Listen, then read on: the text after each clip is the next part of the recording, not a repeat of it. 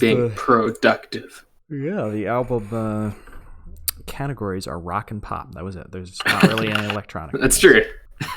Didn't really change too much. And there's not really an old music category. Is there old? Let me look at old. No results found. Would it be classic? Timeless? No, because if you do classic, then it's classical. And this is not classical, because classical That's is true. genre, That's true. which this is not. Swinger music. What? You know, like the swinging, like the 1920s. That's called swing music, Cooper. Yeah, same difference. Really not. Really not. Very quite different things. Same. The people get the idea. Sure, whatever you say. Well, thank you.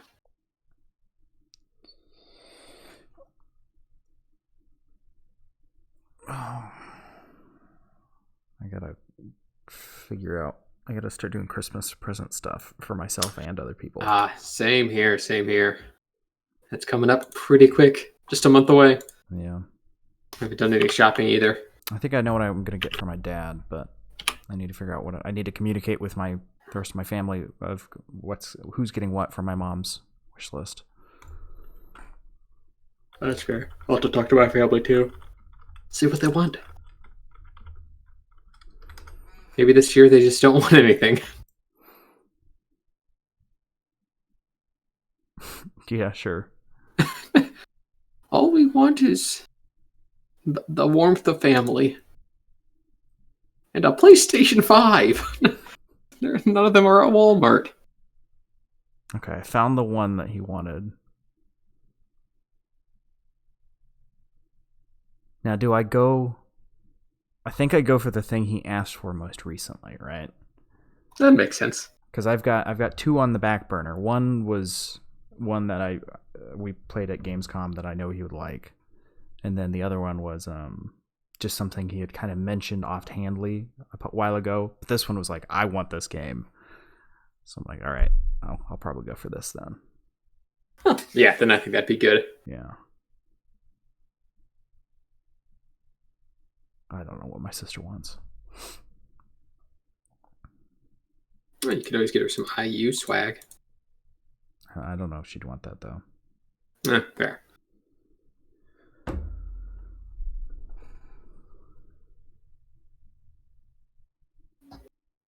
Well, that's a whole month away.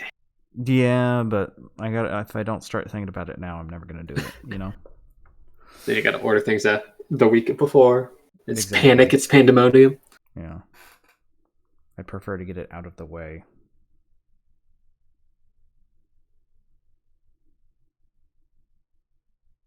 Hey, at least you'll have some disposable income this year for presents. Yeah, true. I've never really been able to get anything nice before. All that podcast money. Oh, yeah. That money that we get from Twitch. Oh, yeah. The big bucks.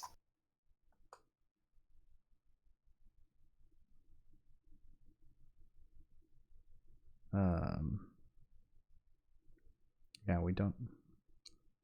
I mean, we don't have. I don't even know if we have any followers, Cooper. I don't even think anybody follows this channel. We haven't gotten a follower in a very long time. I can tell you that. Oh, you don't get paid by Twitch, Sam? No. Do you? I get my half of the money every week, about $1,200 every Thursday. What? Yeah, straight from Twitch. Where's They the said other thank half you for going? That's to you, right? I haven't been getting anything. Huh? I must have put in the wrong address for you. Probably just been going to some rando. God damn it, Cooper. No, sorry, man. And I'm not allowed to change the addresses, so. Can you tell me the login so I can change it so I can get the Nah, I forgot it too. God damn it. As long as I keep getting my 1,200.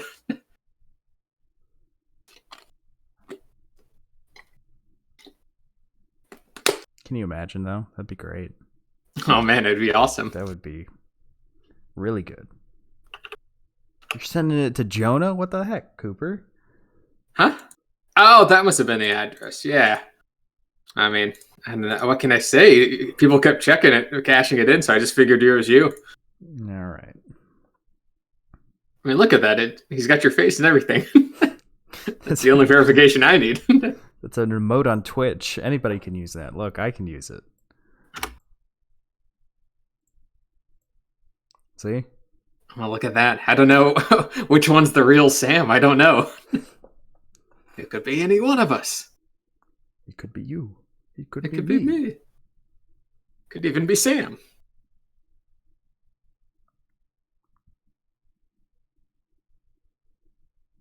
Oh. So, what do you say? You wanna jump into it?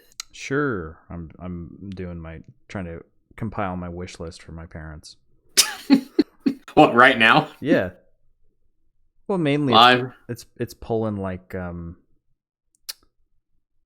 had something on my phone, and I've got two lists. I've got like the list of books, because when I hear about a book, I'm like, oh, that's interesting. I put it down so I can come back to it later, because otherwise I just forget. Are you trying to read more next year? No, I haven't been.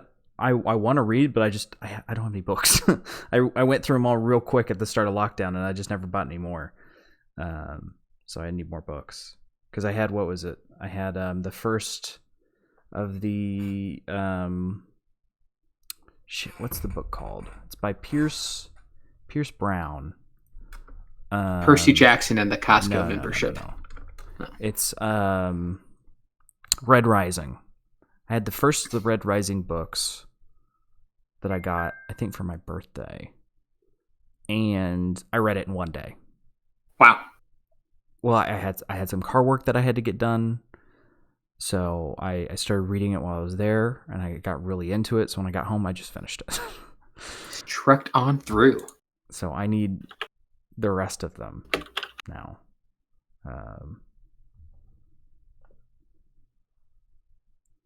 How big of a book was it? It's pretty long. Let's see. Does the wiki say how many pages it is? 382. So not terribly long, actually. Not that long. It's still a solid chunk to get there in a day. Yeah. It's probably only about like 5 or 6 hours, because I was at the dealership for like 4 hours, or at the place. So I was like, I'm almost done. I'll just finish when I get home. All right, let's wait. Hold on. Did Pierce Brown write a book called From a Certain Point of View? It's a Star Wars book? No, it's not. Oh, it is. Pierce Brown is an author. Oh, I might be a little interested in this. Wait, didn't you say that he wrote the book that you just read? Yeah, Red Rising, but he wrote a Star Wars book as well. Huh. Was it recent? 2017, so kind of. No, they still made Star Wars books. So it was in honor of the 40th anniversary. More than 40 contributors lent their visions to this retelling of Star Wars. Each one of the 40 short stories reimagines the moments of the original film, but through the eyes of supporting characters. Titled A Certain Point of View. So Pierce Brown chronicles Biggs Darklighter's final flight during the rebellion's harrowing attack. So he wrote about Biggs. Biggs, finally. Will Wheaton wrote part of it as well. What? Will Wheaton's an author now? I mean, if you do scripts, I guess you can write, you know? I guess. Interesting. All right, let's get back on topic. Jeff Lynne. All right, let's... the Will Wheaton of music. Oh, I forgot to get rid of... I fixed everything. I forgot to get rid of that. Well, hello, everyone, and welcome back to the Audio Shot podcast. And yes, happy Thanks-Lynning. Thanks-Lynning week 2. Yeah. It came back for seconds. And I was doing the Jeffins. No, that doesn't work. I was doing the caption for the YouTube thing earlier, and I was like, you know what? I should probably explain where Thanks-Lynning came from, because not all of our conversations are recorded, thankfully. That's true. As far as you know. That we know anyway. Of. I've got hours and hours of audio, Cooper, that could put you away for a long time. Oh, no. My employment. Talking about buttery croissants. Oh, but those croissants are so good. So Thanks-Lynning got started last year when Jeff Lynne's ELO released From Out of Nowhere. So we're like, you know what? Leading up, because it released like at the end of the month. So like leading up to that, why don't we do a bunch of different Jeff Lynne ELO albums? And thus, Thanks-Lynning was born, you know? Yeah, it only makes sense. Yeah, because American Thanksgiving is last Thursday in November, which is about when the album came out. I think it came out on the Friday even, so it was right there. But yeah, that's where this came from. This week, we're talking about Long Wave, which is Jeff Lynne's second solo album. And last, as of now. Yes, and last. So I'll launch into a little bit of history there. So Long Wave is the second solo album, as I said. It was released in 2012, 22 years after Armchair Theater. So Armchair Theater was 1990. So a little bit of a gap. Yeah. And the album is blazingly short at 27 minutes long. Tight. I think this is the shortest album we've ever listened to. I mean, I can't think of a shorter one. This is almost it's almost an EP. How long was that one with the bouncing balls? That one that was bad. It was really short too, but I think it was even. Oh, the Apex Twin? Yeah. Well, that one was technically a EP. That was an EP, so but I think it was still 35 minutes long. Yeah, it's still pretty long. I mean, the line between LP and EP is kind of blurred. It has 11 songs, so just all very short songs. So the singles for this one varied by country, actually. The UK single being At Last, and the US single being Mercy Mercy. Lynne says the name is due to all the songs... excuse me, I'm burping all up a storm. The name is due to when he was a kid, he used to listen to long wave radio all the time. So he kind of drew inspiration. These are all songs he would used to listen to on the radio. Yes, we specified this is a covers album. Oh yeah, all cover songs. All covers all the time. Not an original song on here. But, obviously he didn't just rip the entire song. It was original instrumentation with some mix-ups on the vocals and that kind of stuff as well. Yeah. So to give a little bit of context of when this album came out. So this album came out just after the Lynne-produced Analog Man by Joe Walsh released. And this at the exact same time as Mr. Blue Sky, The Very Best of Electric Light Orchestra, which was a greatest hits album. And then a little bit later, he got back together with the other remaining survivor of ELO to do the Mr. Blue Sky documentary. Or I think that's what it was called. Yeah. So, very busy time still. And I was looking, he actually hasn't produced as much as it feels like he has. What, Jeff? Yeah. Because it's a lot, but he's also old, Well, it's a lot over like the span of like 50 years. Yeah. So it's spread out. Yeah. He's had a long career. Very long, and hopefully got a lot left in him. These bones are old, Sam. You could definitely hear in From Out of Nowhere, more so than this album, kind of the age creeping into his voice. Well, even this album came out almost 10 years ago. Yeah. Not so much his, his chords giving out, his vocals are still very strong. Just kind of a little bit more marble mouthy. You can hear his jowls kind of drooping as he sings. Because, he's like 75, I think. He's pretty old. He's almost old enough to run for president. Topical. All right. Jumping into feel like a late night show host. Yeah. Thanks, Jimmy. Stop beating that damn table. It didn't do anything to Slap. All right. You want to hop on into the first track? Yeah, let's do it. Track number 1, She, which is a cover of I'm not super familiar with this guy, Charles Aznavour. He is a French Armenian singer. So I probably butchered his name. But released originally in 1974. Which is actually one of the newer songs on this album. I'm glad you looked these up because I only knew 2 of them and I didn't bother looking them up. But yeah, so she is starts with a mellow acoustic guitar with some piano accompaniment, Mm-hmm. and Jeff's sweet vocals floating over the song. You can definitely hear a little bit of that age creeping in between this one and Armchair Theater. Oh yeah, 20 years will add something to your voice. I mean, it's not like an Elton John transformation, but it's noticeable. Yeah. Well, I mean, Elton John he just dropped an octave. He hit second puberty. Yeah. But it starts really kind of slow, but then it breaks into the harmony, which is really nice, with the sudden swelling of the electric guitar up out of nowhere. And I should preface, a lot of these bring in modern elements, but are very, very, very old songs. Just because there's no point in keeping them exactly the same, just with Jeff Lynne singing. Right. Which is good. Obviously, like you said, I only am familiar with about 2 of the songs on this album of the 11. Mm-hmm. Probably the same 2 that you're familiar with. Probably. So a lot of this is, I guess, I'm coming into this without like knowing the original. So it's kind of like just based on what Jeff's bringing into it, and he does a good job of kind of modernizing the songs, at least modernizing as far as Jeff Lynne can modernize, which is still pretty. As far as the songs will let you as well. Oh, exactly. You get to a certain point, you just can't do it anymore. Before the song just becomes unrecognizable. Yeah. But yeah. And I really dig the vocal stacking on this song, especially on the chorus.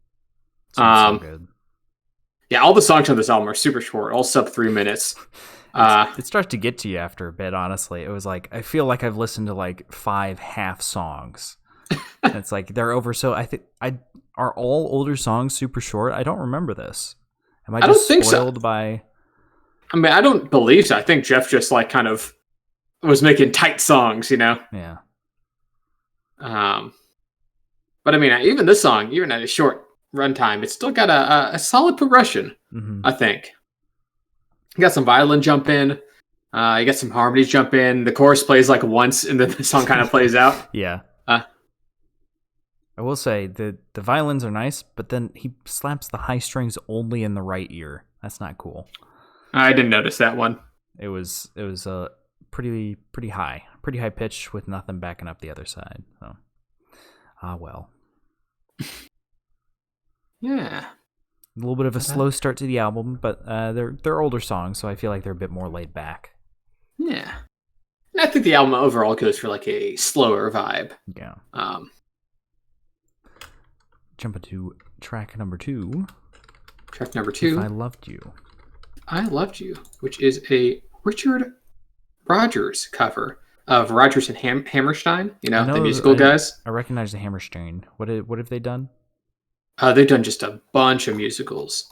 Let's see. The Sound of Music. Okay, I recognize maybe. That one.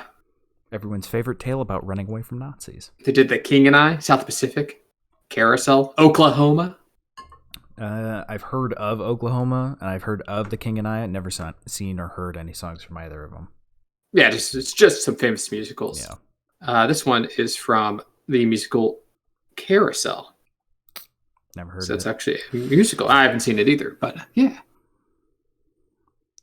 So it's a musical song. I had an issue right off the bat with this one. There was absolutely no space at the start of the song. It almost sounded like the vocals were cut off at the start. Like he started singing before the song started. Yeah, it was a weird bit of mixing there. It almost like, oh, is it still she? Still the last song? But like, no, it's a new song. There's a little bit of space at the end of she, but the start of this one, it was like the second the song started, he was already singing. So he had to start singing before the song started. It was too close. Put a little bit of a gap, just a tiny bit. Yeah, it's a bit of an odd mixing choice there, but I still like the instrumentation on this song. Mm-hmm. Keeping that mellow vibe. It's a little more, I guess, almost like a harp or like some sort of electronic harp, like in the background, with some synth softly swelling underneath. Adds to a nice effect. Yeah, it's very simple but full instrumentals. Simple but. There's a nice moment where the strings kind of swell up, and his voice fades back into the mix, which is really nice. Yeah, and there's some nice piano flourishes on it as well that kind of work with Jeff's vocal build-up throughout the song. Mm-hmm. Um, I will say another mixing issue on this one particularly was the focus was on the vocals, but they were just a little bit too far back in the mix. I don't know if you picked up on that. It felt like I had to strain just a little bit to hear them as well as I should have. Yeah, they were a little back in the mix, but not like, I don't think aggressively so. No, I just think they need to be just a little bit further forward. You want to get more of that sweet Jeff action? Well, I mean, it's if the focus is the vocals, because there's the instrumentals are good, but they're simple, right? So they're not the focus, and very clearly the focus was the vocals. So if you have it as the focus, you need to make sure people can hear it. It was just a little too quiet. Oh, that's fair. That's fair. I still think it worked out pretty all right. Yeah. It was just barely too quiet. Just barely. Just barely. Yeah, but still, cute little song. Mm-hmm. Maybe not super interesting. No, I mean these are, to be fair, these are also older songs. It's like, wow, they really. Yeah, this one was from 1945. Yeah, it's like, wow. I mean, I've heard some of the more recent Jeff stuff, and he's not great at writing instrumentals sometimes, but these are like really, really dumbed down, and it's probably as much as you can do with the instrumentals of the time. Oh yeah, and how much of it is the original song? Yeah. Also, this was a musical song, so it's a very different audience it's playing to. A 1945 musical song. Yeah. So not exactly made for Spotify. No Hamilton. Which brings us to track number 3. So sad, parentheses, to watch good love go bad. Which is actually a Everly Brothers song. 1960. They were the brothers Everly. Don and Phil. Thanks for the clarification. I can't believe I forgot Don and Phil. They're going to be so upset when I talk to them later tonight. I'm trying to think of a song that whatever. Yeah, not important. Speaking of going bad, this is not a good song. It feels like it's trying to be a country song, but it's not a country song. I mean, technically, this was a country song when it was originally released. But like the bad modern pop country songs. What, in 1960? Well, at least I don't know what it was originally, but that's kind of what Jeff turned it into. So not quite a fan of his transformation here. Because it's got those vocal twangs every once in a while, which was the only thing. The vocal performance is good. Don't get me wrong, but there's nothing really to this song. The acoustic and drums are super repetitive, and then there's the electric guitar line every once in a while. But other than that, it's just there. I mean, it's a little bit of a vibe. It's kind of got like a sleepy Western feel to it, which honestly I quite like. I think the acoustic accompaniment is nice and pairs well with Jeff's vocals. Though I do agree, it's a little boring. It just kind of doesn't really progress too much, I think, as a song. Yeah, what you get at the start is what you get at the end. It's very flat. Yeah, but flat as west. Flat as Kansas. Flat as Kansas. That's what I was trying to say, but I couldn't think of the state. Isn't Kansas actually not the flattest state? I forget which state. It's probably like Utah or something. Something in like the Great Plains. Let's see. The flattest state is Florida, actually. I guess that kind of makes sense. It's just like going to be like basically all sea level. Yeah, it's a peninsula. The highest point in the state is only 345 feet above sea level. But I'm wondering about the average topography. You know what I'm saying?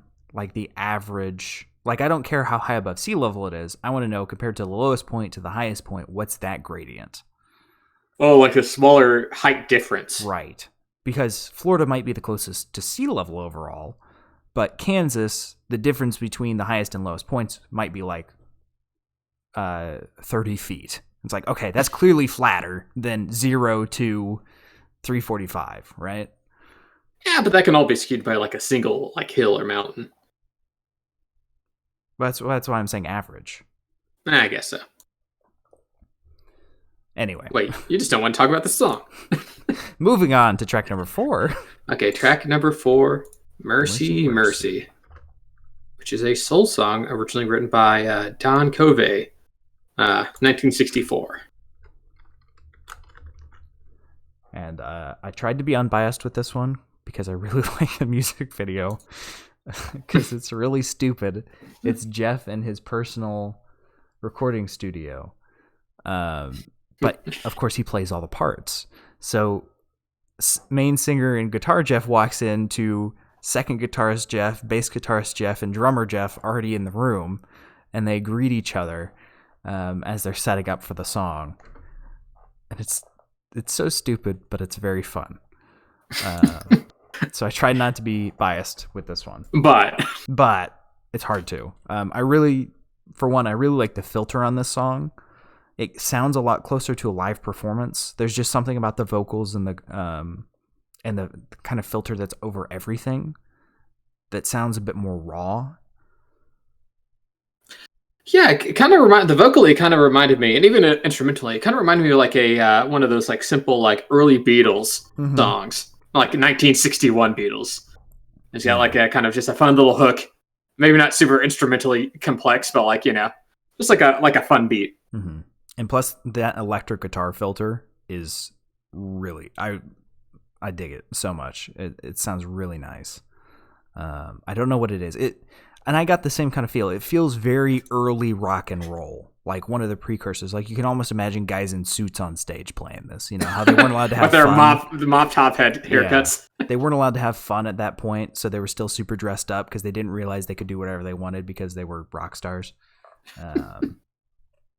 But it definitely feels like that. But it had the godforsaken 2-1 clap. Yeah, but I think it works in this style. Yeah, no, I just complain about it every time it comes up. I don't mind it, but I'm going to complain every time I hear it because Green Day ruined it for me. Oh, man. Father of all. Yeah. Father of all claps. But yeah, I also like the little vocal flourishes this song has. Mm-hmm. Like these little like high-pitched like callbacks. They add a little energy to the song. Just a little bit extra. A little fun. A little bit of fun. And it feels faster. I think it's the fastest song we've had on the album so far. Yeah, I mean, even then, it's not that fast, honestly. But it's got a little more energy going on. Yeah, just a little bit. Just a little bit. It's a bit more just fun. Just a tad. Yeah. Jump into track number 5 if you're ready, Coop. Yeah, track number 5, Running Scared. This is actually a Roy Orbison song. Really? Yes. Of the Traveling Wilburys fame. I think he was very famous before that. No, I joke. But for those who don't know, Roy Orbison was kind of like Jeff Lynne's like musical hero. And they actually got to work together on a couple projects under the name the Traveling Wilburys, until he passed away, unfortunately. Mm-hmm. I think in like the 1980s. I don't remember. But yeah, this is a Roy Orbison song. So obviously Jeff Lynne has a lot of, I'm sure, emotional attachment to this song in particular. Mm-hmm. Yeah, it's all right. I don't really like all the instrumentals. All the instruments playing the same instrumental line for the first half of the song, except for one quiet electric guitar strummed every once in a while. And then the choral line that comes in is not very good. Oh, I think you're not giving us much credit as it needs. Because it starts with that, distinctive guitar strumming, but then kind of has this like almost like slow march feel built into it. Gives it almost a slightly operatic feel. No, I disagree. Definitely no operatic feel. It just, I don't know. It's, the beginning is not fun. It's weird, and then the choral line that comes in, some of those vocal lines are really out of place. And then there was a huge style change. Yes, that was quite jarring. And just kind of felt out of place. Oh, I mean, it did feel a little jarring, but I also liked where it went. It felt very throwbacky, kind of like an old timey slow dance. Um, and the problem I have with this song is that all the songs are pretty short on this album, but this one's barely 2 minutes. And right as it's like kind of building up and getting interesting, it like just ends. And you're like, oh, okay, I guess we're on to the next song, which is an odd feeling. Happens several times on this album. You're welcome to your opinion, but I think it's wrong in this instance. I enjoyed it, but if you just don't like Jeff Lynne, I guess. No, I don't like the song. I'm playing. You don't like Roy Orbison? Not particularly. I don't like Roy Orbison singing Roy Orbison songs. I like singing Jeff Lynne songs. No, I didn't even really like that. On to track number 6, yes. Bewitched, Bothered, and Bewildered. A Rodgers and Hart song. They are another musical duo. And the Oxford comma better not be in the original, because if he removed it, I'm going to be quite upset. No, it wasn't in the original, so he kept the original titling. Yeah, so another musical song. And I quite like this one. Yeah, it's. I really like the very, very crisp vocals mixed quite high. It's right there in your ear. Like Jeff's whispering sweet nothings into my ear. Not quite. He's very loud. Sweet somethings. He's standing about a foot away, singing directly into your eardrums. Yeah, this song's got a nice vibe. A little lovesick, a little sad. Mm-hmm. He's got like a nice electro like twist on it, which I'm sure was in the original. Whenever it came out, 1940 musical style. But he has like this kind of crying, wailing guitar thing in the back, softly going on. I think it adds a nice ambiance to the song. Yeah, and I'm a big fan of the rising and falling of the strings throughout. It just gives off some very old school vibes with the structure of the song. It does, and it's quite nice. It even has like a 110. It kind of has this like almost kind of ghostly vocal delivery going on with some great melodies, honestly, too. Mm-hmm. Some musical fundamentals.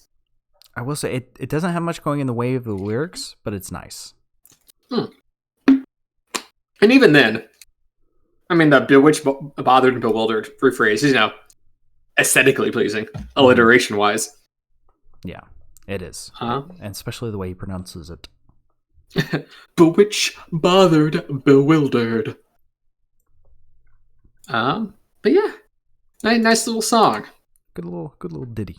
I mean, they're all little. I guess that's we're just gonna say that for every song. Yeah. No song cracks the 3-minute mark on this album, so no, none does. Jumping to track number 7, then. Smile. Track number 7, Smile, which I'm guessing is one of 2 songs that you know on this album. No. Really, you've never heard Smile before? No. It's quite a popular song. Fun fact: it was composed by Charlie Chaplin. Really? Yes, that Charlie Chaplin. Apparently, he wrote some music, and this was one of them. So, if you had Jeff Lynne doing a Charlie Chaplin cover on your bingo sheet, cross it out now. But 1936. This came out in 2012, so I think you should have had it crossed off for a while. Well, yeah, but I didn't know that. But yeah, it's quite a sweet song. I probably prefer some other covers I've heard of it. There's a Nat King Cole cover of it that's probably the most famous. No, I've never heard it. Oh, you should listen to it after this. It's quite good. Which I prefer to this version, but this version still, kind of maintains that kind of sadness to it. Mm-hmm. Yeah, I don't know. It's again with the really simple instrumentation, with focus on the lyrics, which is fine. But my biggest issue is when I really like the guitar solo that comes in around 1:30 with the really wavy tremolo on it, but it doesn't Right. stick around. I wish it had stuck around. That would have been a nice addition because it just goes back to the same instruments from the start. There's not much progression. That's true. I mean, it's not a very technically complicated solo, No. but it's a nice. It's not a very technically complicated song, so it's just kind of nice and lulling. Yeah, it's a short one. It's a very short one. Is this the 1 minute 50 one or? No, that comes later. Okay. That comes later. But yeah, I don't know. I didn't have much to say about this one. It was just alright. Yeah, no, it's a good song. Like I said, it's been done better, but it's still all right here. Yeah. Jump to track number 8, the second single on the album, At Last. Yes. This was one of the ones I knew. Yes, I had not heard this one before, actually. You've never heard At Last. Well, you'd never heard Smile. You've heard At Last, Cooper. I'll find the original and send it to you after this. You'll recognize it. Maybe I've heard it at some point, but I don't remember it. It was another Etta James song. Oh, okay. As soon as you hear it, you'll recognize it. You've watched Madagascar. I'm pretty sure it's in that. It was in Madagascar. I think so. I definitely don't remember that. I feel like it was in my soul, but I don't remember. I'll send that to you in a bit. I can't believe you hadn't heard this one. I don't recall it. This is one of the 2 most famous songs on the album. Yeah, I'd argue Smile's more famous. I disagree. Anyway, moving on. Nat King Cole, come on. This is quite weird because I know the original. I really like the different takes on the instrumentals, but the singing style is not to Jeff's strengths, I don't think, and he does not hold the notes quite long enough. In the original, the notes are held very long, and he kind of just cuts them off. But it's his take on it. I actually quite like Jeff singing on this song. Maybe it's just because I'm not super familiar with the original vocals as a point of comparison. But it's a different take, and it's a little more raw. Like, he's obviously putting a lot more into it vocally. Which, at this point, he's like 70 something, or like late 60s. But I still think he's got that oomph in it. And when it's paired with the piano and violin, ooh, it's pretty nice. Yeah, it's very nice. I especially like he throws an extra bit of electronic into this one. Some electronic. There's like these violin flourishes after like 140 that make the song kind of add some progression to it. It's very modern. He really tried to up the modern instrumentals on this one. It just feels very weird knowing the original, which maybe you just don't recognize it because of how odd it sounds when he's singing it. But when I send you the video, you will recognize this song. Okay. Jump into track number 9 if you're ready. Track number 9, "Love is a Many-Splendored Thing," which is a Sammy Fain song. I'm not familiar with him, but 1955. Yeah, this one almost sounds like a Christmas song at the start. I don't know why. I just got that feeling. I didn't quite get that. But I do quite like the energy on the song. It's got some of the other songs have lacked. And there's some, dare I say, some ELO DNA in the instrumental on this one. I'm going to disagree. I got some synthy going on there. Just because there's synth doesn't make it. The way the synth plays and the vocal harmonies on top of it is at least the closest ELO this album gets. It's classic ELO. I would say it's a fine cover, but it just feels boring. It takes off a bit at 120 with the guitar solo and the trippy synth, but otherwise the backing track is super repetitive, and the vocals don't have much going on at all. So it's just kind of it was just kind of there. I thought the vocal harmonies were pretty distinct. I think it played over a very sweet melody, and I also did like that little 120 chorus as well. Yeah. That breaks into a guitar solo. I don't know. It was just kind of there for me. Not a bad song, but nothing to write home about. I thought it was a quite sweet song, and I like the little You know? No, because you cut out several times while doing that. It's like a little ah break, you know? Okay. Like a falsetto ah. I like that too. Jump into track number 10 if you're ready. Yep, track number 10. Let It Rock. Let It Rock. Almost made it, Sam. Yeah, it would be Lynne album without a sock hop. I'm like, I made it 10 songs into the album. Like, surely he won't make it the second to last one. But no, he subverted my expectations once again. I think it's a much needed shakeup in style.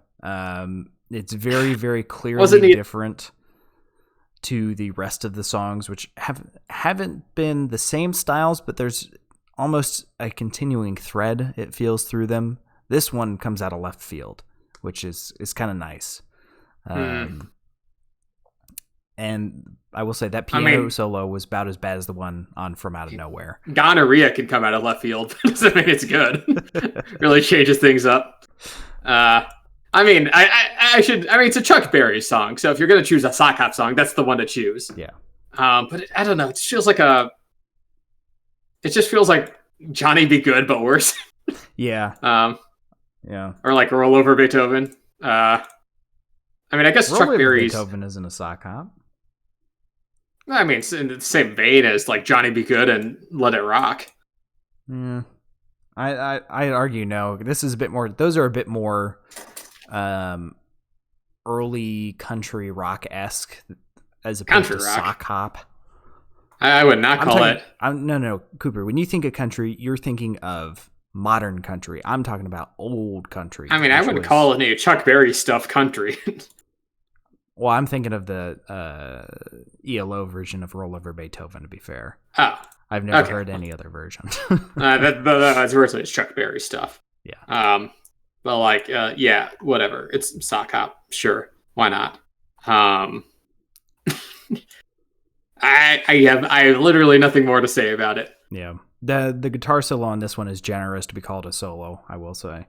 Chuck Berry, I have mad respect for what you brought to the game. I don't like your style of music. Jeff's singing on this one's quite good, though. But that's the case for every song. Jump into track number 11, Beyond the Sea, the other song I do. Probably the most famous song on this album. Yeah. I'd say. Or the song that most people would be familiar with. Mm-hmm. A 1945 Jack Lawrence song. Mm-hmm. I really dig the filtered electric guitar mimicking trumpets. That's a nice touch. Yeah, it's a cute play on the song. Mm-hmm. I'm not sure if I prefer it to the original. Oh, well, no, of course not. But which, obviously it's a classic. Yeah. But I still think it brings an interesting, fun energy. It's been Jeffanized. Yeah, yeah. And there's the electric bass that mimics a standing bass. Yeah. Because he doesn't play standing bass. Yeah. I can probably guarantee that. And the song's a monster at 2 minutes and 54 seconds. Oh my god. Longest on the album. It almost broke 3. How could you, Jeff? It's too long. Jeff. But sorry, go ahead. To end the album on like the most recognizable song, I think that's as good as the closer as any on this album. Yeah, yeah. His singing style with this one fits pretty well, I think. It's pretty fun, and there was a nice fun breakdown at 1:30, kind of going really modern before cutting back to more traditional strings. The only things I have to complain about this one are there's a complete audio cut at 1:55 that felt a bit gratuitous, and then the fade out at the end felt off for some reason, but otherwise I think it's a really fun song. Yeah, the guitars reminded me very much of like a Queen guitar solo. I don't know if it's just like the filtering there, or that's just like the sense I got. Yeah, I can see where you're coming from. Yeah. But yeah, I like how Jeff mixed this his own here. Yeah. A fun ditty. Fun little ditty. And that's the end of the album. We've been talking for about twice the album's length now. Yeah. It's a tight listen. It's short. These songs are in and out. Jeff only got 2 hours in the studio before his parking meter ran out. He ran out of quarters, Yeah. so he had to Get him in and out. I know for a fact probably most of these were recorded in his home studio, so I don't know. 100%. But yeah, so Cooper, what is your let's do least favorite first, since I feel like I know where that's coming from. Yeah, it's Let It Rock. I mean, there's okay. Even I have a prejudice against that genre of music. Mm-hmm. But Chuck Berry, he's the best out of that bad situation, I think. It's still a fine, listenable song, sure. I just don't care about it. I guess it's the shortest song of the album, at like under 2 minutes. Yeah. So even Jeff wants to kind of get out of it. Yeah. But whatever. Pisha, I don't care for it. Fair enough. What about you, Sam? I'd have to say mine is So Sad. So sad. I really didn't like it. It was very repetitive. The country-esque, not country, was not a good sound, I don't think. And then my second least favorite, which is very, very close, hard to decide between them, is Running Scared. Not a fan of that one either. Okay, that's fair. I guess Jeff maybe isn't the best for a country take. Mm-mm. Well, he's done well on like Traveling Wilburys. But then he was having help from Roy Orbison, who's a legitimate country player. Yeah, that's true. Yeah, this was him trying to do it himself, and I don't think he did a very good job. Because Rattled on the Traveling Wilburys was Roy Orbison written, Jeff Lynne sung, and that one's fantastic. He does the kind of rock country style very well with that song. His voice is perfect for it, but he did not do a good job on those two songs on this album. But what about your favorite, Cooper? What's your favorite? I'd have to say my favorite is I'm kind of torn between At Last and Love Is a Many-Splendored Thing. They're kind of back to back on the track listing, so maybe that's why I'm putting them both together. I don't know. I think they're both very full songs. I'm not familiar with the original version of At Last. Maybe I am. She said you'll send it to me. Yeah. But I quite like the melodies on both these songs. I thought they're very sweet, and I liked Jeff's instrumental takes on both of them. Kind of made him his own while still, remaining kind of a distinctly, cover song. Mm-hmm. I gotta disagree with you on the instrumentals on Love Is a Many-Splendored Thing, but I quite liked it, but I gotta say mine's Mercy Mercy. It's the most fun for me. I mean the Beyond the Sea is fun, but it's a novelty kind of fun. Mercy Mercy feels the most full, if you will. It feels like the most complete song. It feels like he really made it his own. You could tell me that Mercy Mercy was written by Jeff Lynne. I'd be like, yeah, okay, that makes sense. Yeah, that's my take. So nice. You want to do the rating system this time, Coop? Did you do it last time? I think you did it last time, actually. I think so. You want to take it this time? Sure, I'll take it this time.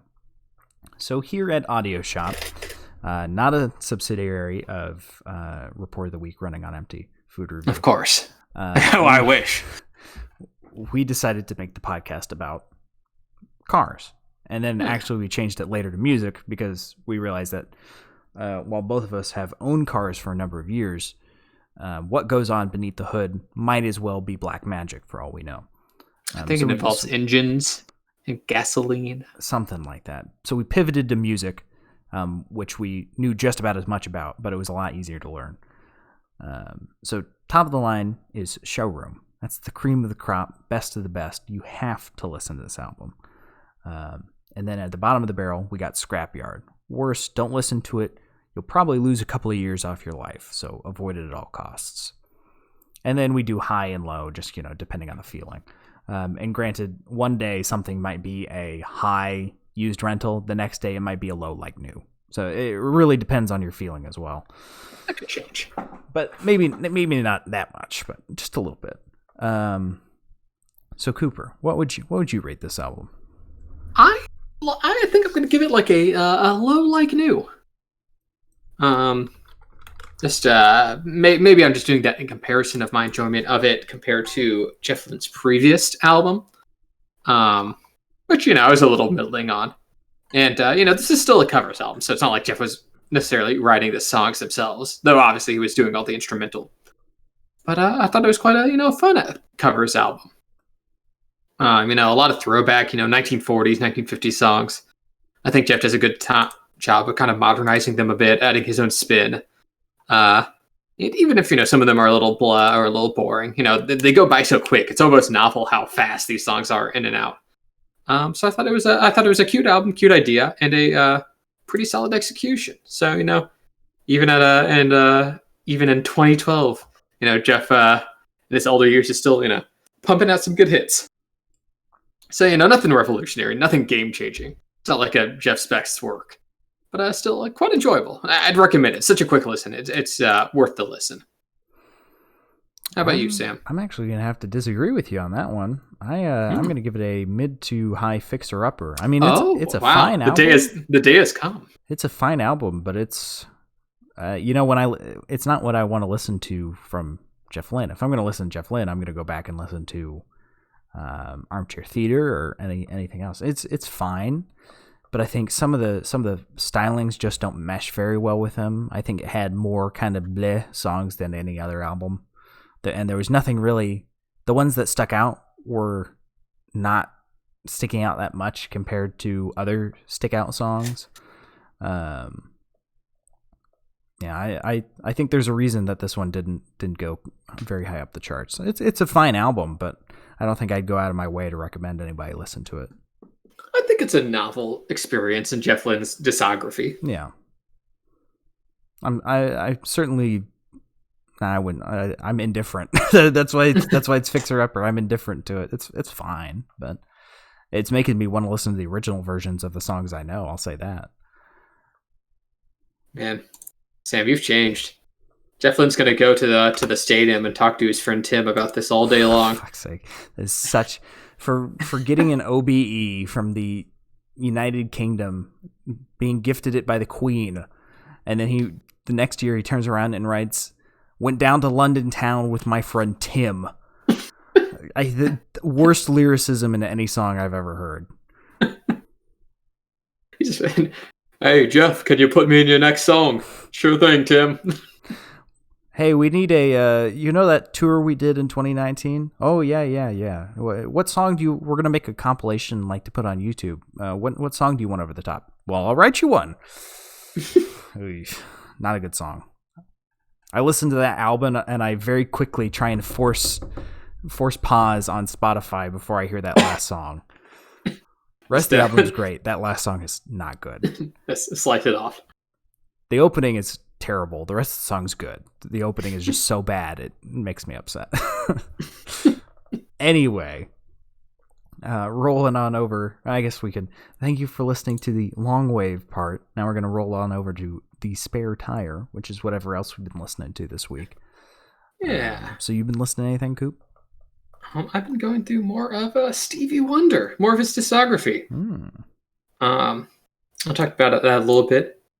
He's got quite a extensive discography. Do you know he has a Christmas album? I did not. Yeah, he released it when he was like 16. Jesus. So let's been listening to that a little bit to get into the holiday spirit. He's also got some good live albums as well as a kid. I don't know, dude's talented. He's making some good songs at 17 and 18. I'm like, geez, maybe he is a genius. So yeah, just kind of been going through a tour there, and his least favorite albums are still enjoyable to listen to. The man knows how to write a song. What about you, Sam? I've been listening to more Traveling Wilburys and Zoom by Electric Light Orchestra. Wow. I have not been listening to anything new this week. Yeah, that's fair. It's holiday season. Busy with other things, I'm sure. Like listening to Zoom. Yeah. That's pretty awesome. much it. I've not been listening to a lot of music this week, it feels, because I started listening to podcast on my drive home. Ooh, which podcasts? I've been listening to the Report of the Week. Okay. Voice of the Report of the Week podcast. Catching up. It's just it's a nice calming thing to wind down at the end of the day to. Listening to a man named John chew food into your ear. Yeah. Food review. Well, no, it's not food. It's anything else. Okay.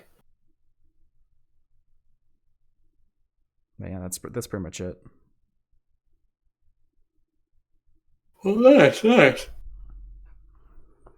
Always good. I mean, it is Thanks-Lynning, so Yeah. got to get that your daily dose of vitamin Jeff. I know the songs and they're the easiest to sing along to, and I like singing on my way to work. So No shame in that. yeah. But yeah, so that's all we have then, folks. All we got today. A bit of a shorter one, but it was a shorter album. We went on for about twice the length of the album. so can't say this might be the most thorough discussion about the Long Way anyone's ever had. Probably. But thank you all for listening, and we will see you again. Not next week, because next week is Thanksgiving, but the weekend after that, going into December. And please enjoy your holiday times. Yeah. Thank you all so much for listening. We'll see you later, shoppies. See you later, shoppies. See ya.